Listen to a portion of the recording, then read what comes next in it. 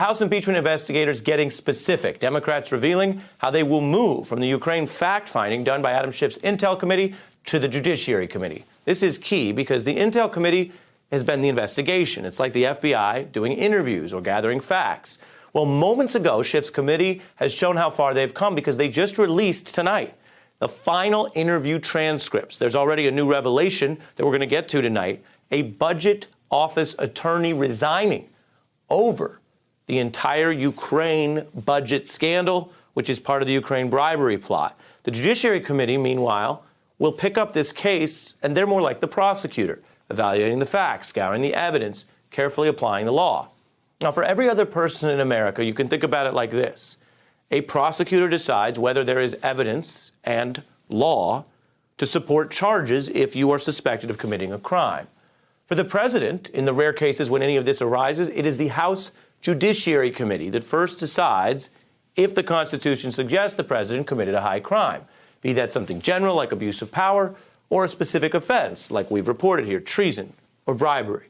And that's the context for the other big story tonight. Late today, for the first time, the person who leads that effort in assessing the president's misconduct, Judiciary Chairman Jerry Nadler, laying out how they will do just that. And he has announced the committee's very first public hearing on December 4th. This is right when Congress gets back from Thanksgiving break.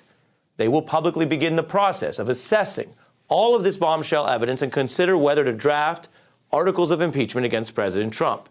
This committee will be weighing whether to impeach, and if so, how to impeach. Do you do one article? Do you do several? Do you focus like a laser on this Ukraine scandal, or do you bring in the other alleged offenses by Donald Trump? The committee can draw on experts and on people with knowledge of the facts. You know, Donald Trump famously bluffed his way through a lot of the Mueller probe by claiming he would talk to Mueller, but he never did. There were, of course, the famous written answers. Well, tonight, I can report to you that Nadler is calling that bluff right out of the gate, inviting Donald Trump or his lawyer to attend the hearing or question the witnesses. The offer is not technically new because under those rules that Speaker Pelosi and the House passed, Trump lawyers were already formally invited. If history is any guide here, this is not just talk. Consider that President Clinton took up the House on their offer for his lawyer, who you see right here, to participate in the hearings. Clinton's personal lawyer even got to question their legal nemesis at the hearings, Ken Starr, who you see right there. Meanwhile, Clinton deployed the powerful White House counsel's office to appear. Ultimately, some of those government lawyers made Clinton's case in the House, as well as ultimately on the floor of the Senate during his trial. And then, as now, there was the question of whether the president was misusing those government lawyers in the underlying offenses. Republicans alleging obstruction by Clinton, and they also had allegations about his White House counsel's office. Today, as we all know, Donald Trump's previous White House counsel is a star Mueller witness to alleged obstruction. That's been a court fight this week the White House has lost, and his current White House counsel's office stuck right in the middle of this Ukraine scandal as these allegations of a cover-up pile up. Given all the breaking news, what I want to do is bring in our panel of experts on all of the above. I want to welcome Joyce Vance, a former U.S. attorney, Glenn Kirshner, a former federal prosecutor, and Maya Wiley, a former assistant U.S. attorney at SDNY and former counsel to the mayor. Welcome to each of you. There's so much happening right now. I would like to get to all of it. Joyce, walk us through what it means when Chairman Nadler says they're announcing these hearings. You have been a witness in the past in that very committee. Then Maya, I'd like you to walk us through what it means that Adam Schiff's investigators tonight say they have budget officers resigning over these issues, the Ukraine plot. And then, Glenn, when you're up third, and you know in baseball, third is a good position, I want you to tell us what it means that Donald Trump is distancing himself from Giuliani tonight. Starting with you, Joyce, please. So we'll be heading into a new phase of the process, and it's important to remember that what necessitated the hearings in the Intelligence Committee was that there was no special counsel. There were no investigators who were gathering facts. So that's the mission that Chairman Schiff's committee has undertaken. Now they'll write a report. They'll send all of those facts along with their colleagues on the Foreign Relations Committee and the Oversight Committee for Judiciary to take a look at. And as you pointed out, Ari, Judiciary will play the role that lawyers would play in a criminal case. process, assessing the facts, looking at the law, and making a decision about whether there's sufficient evidence to indict. Except that here there won't be any criminal charges. There will essentially be a process that will determine whether or not the president gets to keep his job. So as we move forward, judiciary will look at the evidence and decide whether or not treason, bribery, high crimes, or misdemeanors have occurred, and if so, how to charge the president. Maya? Yeah, I think this is an extremely important and interesting revelation, because government lawyers have an obligation to the public, to the rule of law and the public trust. They don't serve an individual, they serve government and the people. And so if a lawyer, we heard from Fiona Hill last week that there were legal concerns about the freeze, the OMB freeze on Ukrainian military aid. And that to the extent that there are government lawyers who believe it may have been unlawful, they are often faced with a choice, which is either to figure out how to distance themselves, get off the work, report it and whistleblow themselves, or quit. So we don't know what happened here, but that's the question, is do we have lawyers that are actually flagging and undermining a potential defense that Donald Trump might assert, which is that the freeze on aid was a legitimate policy decision that was lawful. And if a lawyer or lawyers say it's not, that undermines his defense. Right. And that goes to these two Washington Post stories. One, linking the call to the money, something that has already been obviously laid out in these hearings, but with more detail. And two, breaking here late in the day, these resignations, which could suggest people inside who knew more than anyone else and said, I'm not going to go along with a cover-up. Two White House budget officials resigning, expressing concerns about Ukraine aid being withheld. They're not named, but that's what a top agency official has told these House impeachment investigators.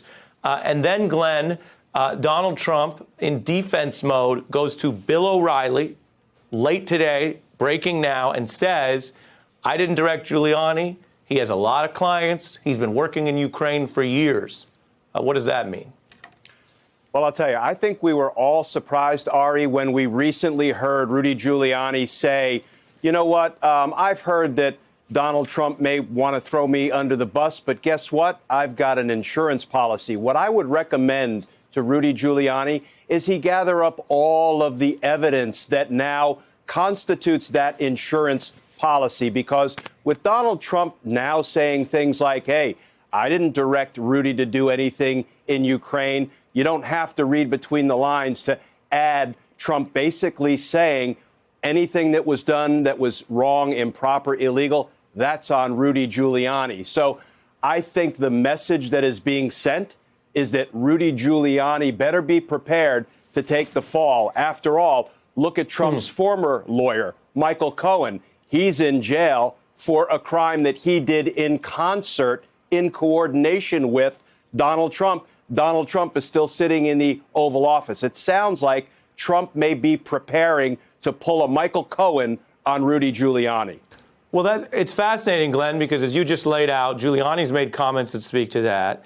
SDNY threw the book at Michael Cohen, and Michael Cohen did cooperate. In other words, he flipped on Trump, but he didn't have the smoking gun evidence to go beyond what was known, which was, yes, it was for the benefit of Trump, but whether or not he went rogue, SDNY, which is an aggressive office, they listed Trump as a beneficiary, individual one, and he wrote the checks. They didn't necessarily go farther, although obviously if he wasn't the president, they might have. But Glenn, when you see this, I will say in context, Rudy Giuliani is a far more experienced practicing attorney than Michael Cohen. Michael Cohen called himself a fixer. He didn't file a lot of motions. Giuliani, at least at one time, knew his way around. So do you think, Glenn, that like Michael Cohen, he could end up on the wrong end of this without any forethought to how a prosecution looks when he used to do them?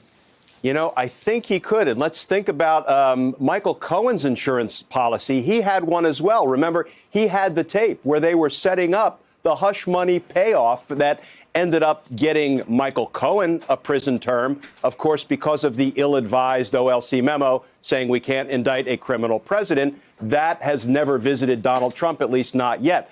So, Giuliani may very well also have an insurance policy. We'll have to see what he meant by that. But I think Giuliani may end up on the losing end of things.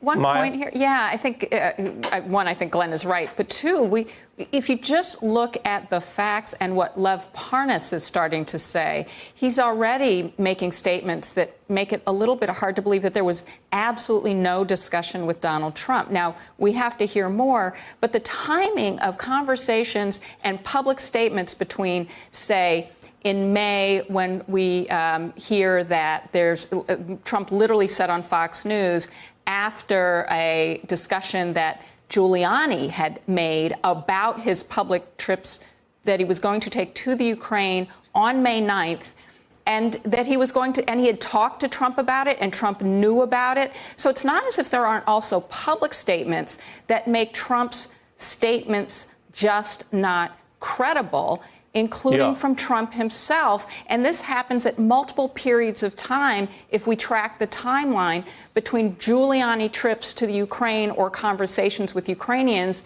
and Trump public statements about the same conspiracies that he's been spinning and that he claims is just legitimate public policy at this point. So I think the relationship between those are all ones that don't really stand up very well just from a credibility standpoint. Well, and Joyce, doing the legal analysis in response to the great points Maya makes, this is the part to remind us all that it's 2019, and I will point out the legal differences between President Zelensky and Stormy Daniels. And the differences, among others, are that the Miss Daniels matter was essentially a private civil matter about an NDA. Whether it was done well or not, or fair or not, it was about one person in a private civil matter. Mr. Zelensky was about the foreign policy, appropriated funds of the United States Congress, the use of Javelin missiles and $400 million of military funding, and the State Department. And so the big difference beyond the obvious would be, Joyce, that whatever side deal Trump and Michael Cohen had that really came down to a few tapes and their debates pales in comparison to the number of people, to quote Gordon Sondland, who were in the loop on this. In other words, Giuliani appears to have evidence backed by Sondland and others that he was the point person, that it was on the authority of the president, that Pompeo did know about it, as did Mulvaney. How much does the stacking of that evidence make Donald Trump's claim today to Bill O'Reilly super interesting about where his head is at, but not super credible with regard to the case against him? Yeah, I have to confess, Ari, the comparison between President Zelensky and Stormy Daniels wasn't really where I thought you were going when you started out. But it's absolutely the appropriate one, both because of the quantum, the amount of evidence, and the sort of quality of the evidence, the situation that's involved. Maya is right when she talks about the timeline and says it's hard for Trump to distance himself from Giuliani because of the way events shake out on the timeline. You and I had this conversation, I think almost a month ago, where we talked about how inevitable it was that Trump would throw Giuliani under the bus. My only surprise is how long it seems to have taken. As you say, there are a lot of witnesses who are in the loop on this. This isn't just a side NDA that only a couple of people knew about. And now increasingly as documents begin to be released, the Trump administration has resisted releasing documentary evidence, but American Oversight, a public oversight group, was able to obtain some documents by court order from the State Department. And those documents reveal a very interesting fact, which is that the original hookup between Rudy Giuliani and Secretary Pompeo was assisted by the White House. It was President Trump's personal assistant who made sure that Giuliani had good contact information for Pompeo. So these little pieces of evidence like that will come to light. When taken all together, they'll mean that Trump won't be able to escape liability this time. There's so much here. I'm so glad we have all of you. Hey, I'm Ari Melber from MSNBC. You can see more of our videos right here, or better yet, subscribe to our YouTube channel below. You could have been anywhere in the world, but you're here with us, and we appreciate that.